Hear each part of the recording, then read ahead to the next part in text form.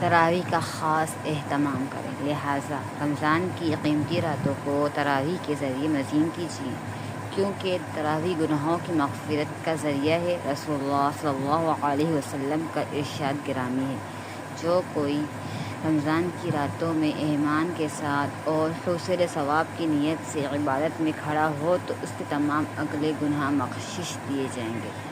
تراویح کا آپ کے روزوں سے گہرا تعلق ہے۔ رسول اللہ صلی اللہ علیہ وسلم نے ارشاد فرمایا، اللہ تعالیٰ نے اس ماہ مبارک کے روزے کو فرض کیا ہے اور اس میں راتوں کے قیام کو نفلی عبادت بنایا۔ تراویح روز محشر فرض نمازوں میں پائے جانے والی کوتاہیاں دور کرنے کا سبب بنے گی۔